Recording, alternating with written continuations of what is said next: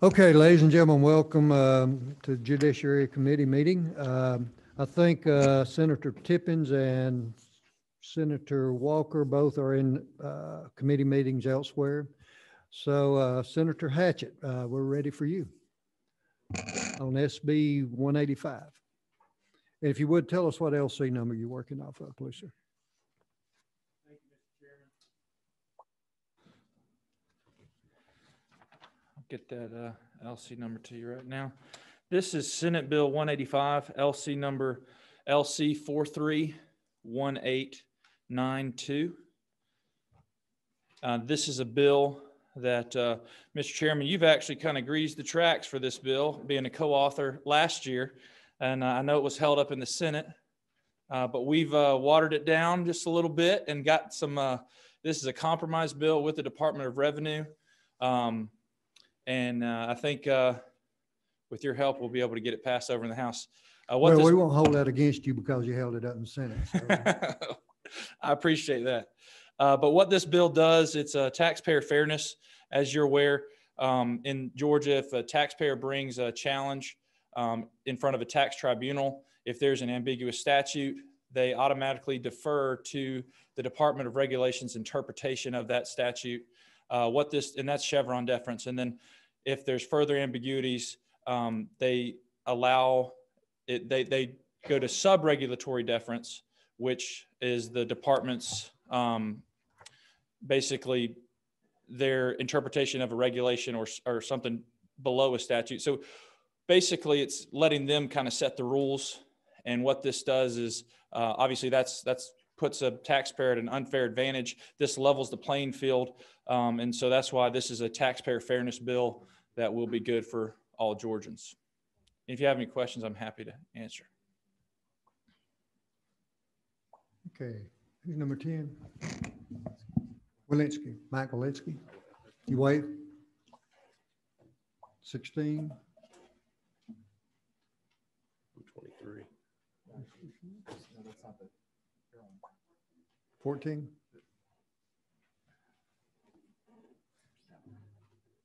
Administration year 16, that number doesn't correspond. Okay. We had the numbers messed up, sorry.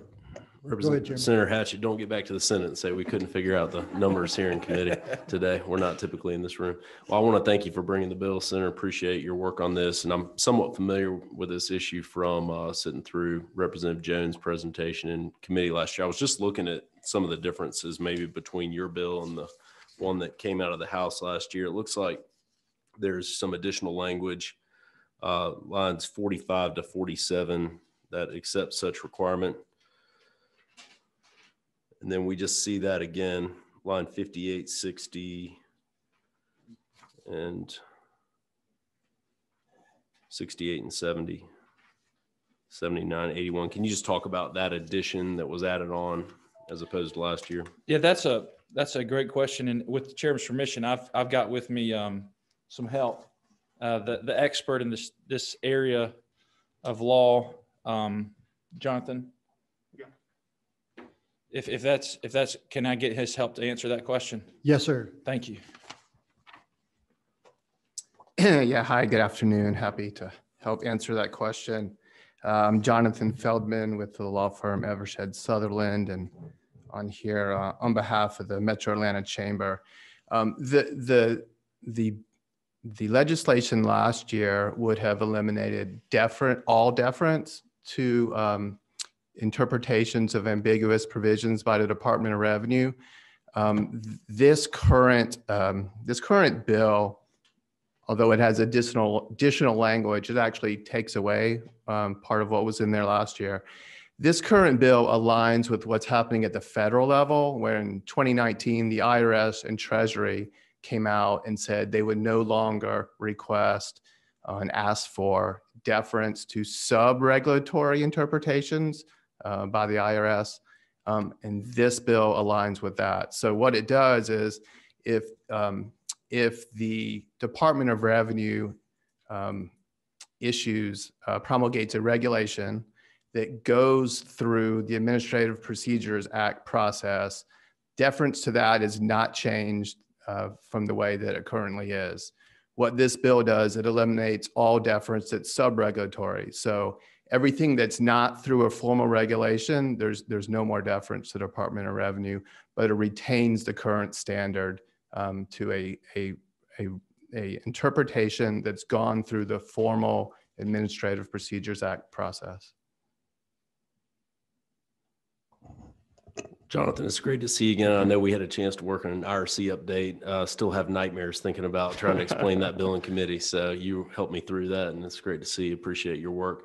Would you help just provide an illustration for me of maybe the distinction there, maybe give an example of how that would work, and or maybe what the most common type circumstance would be where that would come up, the distinction between sub and deference otherwise? Here's the two most common scenarios.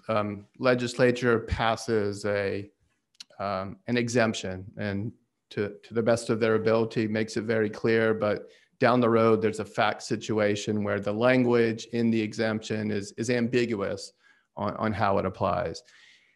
Let's say the department issues a regulation, a formal regulation on point that that interprets the ambiguous provision in the statute.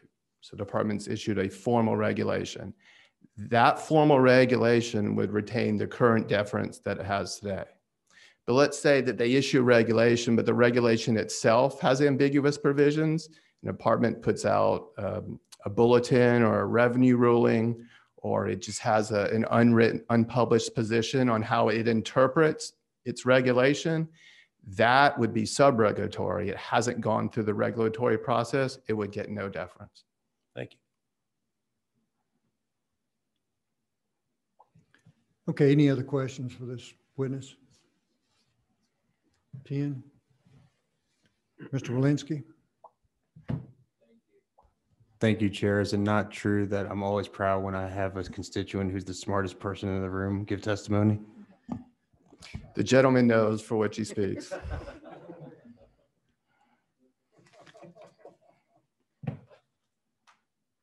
Okay, anything else for this witness?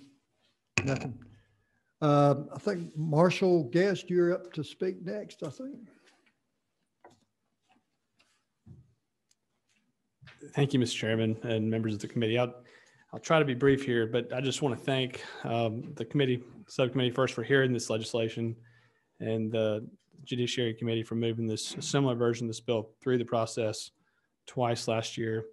Also, I want to thank Senator Hatchett for his work bringing this bill through the Senate, and of course Representative Jones, who I think he intended to be here today, but he may have been held up, for his work on this as well. But this legislation does build on the work of this General Assembly and what it did when it created the Independent Tax Tribunal in 2012.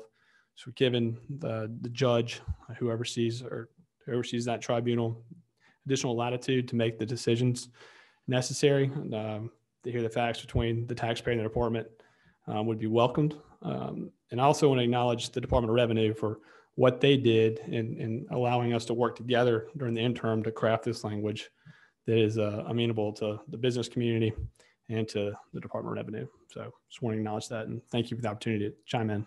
Okay, any questions for Mr. Guest? None. Thank you for being here today. Thanks, Mr. Chairman.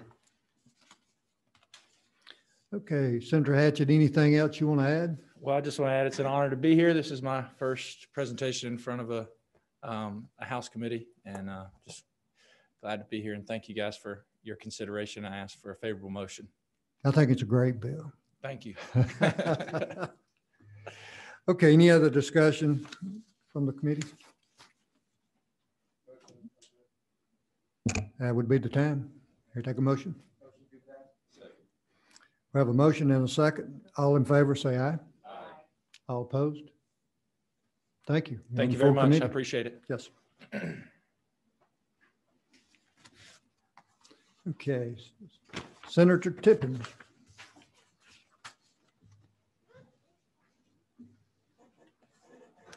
Senator, welcome. This is Senate Bill 143, is that correct? Yes, sir. And I'm working off of AOC 41-2820.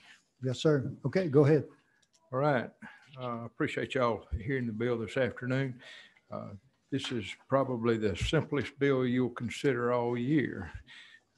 We covered address some unfairness in the existing lien law last year. The document before you is the work that was passed last year. There was one oversight, and in the preparation of that document, there were several places that the word lien needed to be removed and affidavit B inserted in its place. If you look on line 72, just a little bit past midway, you'll see the only change in this bill is it substitutes the word affidavit for lien to give consistency throughout the entire bill. And that's the sum and substance of the bill. It just corrects the language, and I would appreciate your passage of it. I'll entertain any questions you may have. Okay, thank you, Senator. Any questions for Senator Tippins? Seeing none? Got to move to do pass. Have a second. All in favor, say aye. Aye. All opposed? Move on to full committee. Thank you very much. Thank you. Appreciate it. And Senator Walker, he's not here yet, is he? Okay.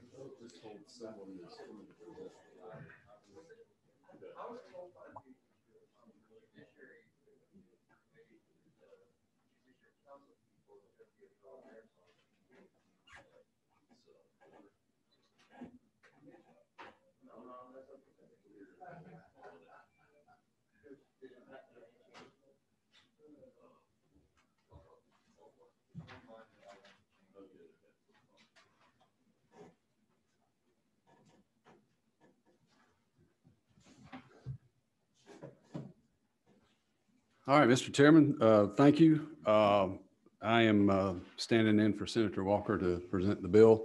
This is Senate Bill 169. The LC is 441619. The governor's executive orders for the public health emergency have been fodder for a lot of bills that have been introduced this session, about 4 of which I introduced. This bill is it permanently codifies that part of the executive order to accept electronic signatures and electronic corporate seals for surety bonds. And that's basically all it does. And it inserts it in the bill in each of the sections of the code that it's required to be in. And that's pretty much it. It's a simple bill. Okay, any questions for the judge? That's kind of unusual to get to question a judge, isn't it? No questions. A lot of people question judges. I'm sorry. Oh, wait a minute. Judge, if for you presenting Senator Walker's bill, Chairman Walker's bill in here today, maybe you'll have a request for Senate rules for him later, or any bill coming through when your bill gets to his committee later. I think that'd be well deserved today, but thank you for your presentation. So thank you. And that's how this works down here, right? Okay, Mr. Chairman, I have one more question. Mr. Valinsky. Thank you, Chair. With an electronic seal, how do you feel that it's a real seal? How are you able to feel, because you have to touch the seal. It's supposed to be lifted up. Are we going to have 3D printers? Is that what we're trying to do here? I don't think that's in the bill. And this man passed 8 bills. He's at 8? No, not quite. Not that many. Thank you, Chair. Okay. Thank you. Okay, any other questions for the presenter? None? I'll welcome a motion. Got a motion to pass? Got a second? All in favor say aye. All opposed? Thank you, ladies and gentlemen, we're adjourned.